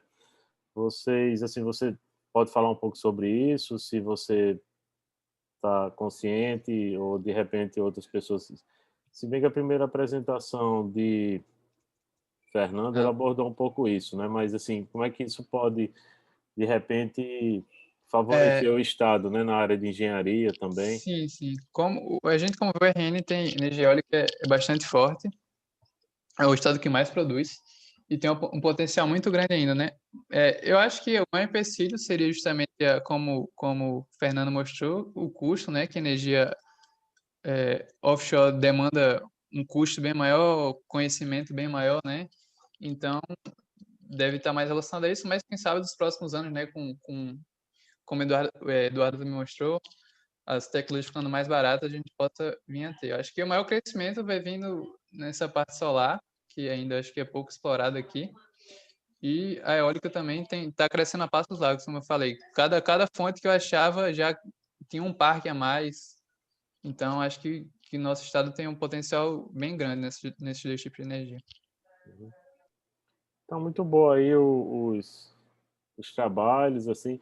Eu queria que vocês comentassem um pouco também sobre a questão da motivação de vocês para ter escolhido o tema de energia sustentável. Assim, se vocês já estavam pesquisando, também alguns trabalham com o professor Mário Gonzalez também, né? E assim, se vocês pudessem comentar um pouco, se de repente tem alguém trabalhando na área também. Professor, no caso, a sugestão ela veio de Fernando, ele estagia numa empresa que trabalha com energia renovável, eu só esqueci o nome da empresa agora, não sei se algum dos componentes se lembra, mas aí ele deu essa sugestão há um tempo já, e a partir disso a gente definiu o tema e a gente foi pesquisando esses subtemas dentro dessa área de pesquisa, né? Ficou muito bom, pessoal. Então tá ótimo. Obrigado aí pela participação de todos vocês, pela apresentação aí de Fernando, Lucas, Rafael, Maria Eduarda e Gabriel Melita. E aí, nesse caso, a gente pode ir encerrando esse webinar de hoje sobre energias sustentáveis, tá bom? Obrigado, pessoal. Boa noite. Obrigado pela presença dos visitantes também. Uma boa noite, bom final de semana e boa votação no domingo.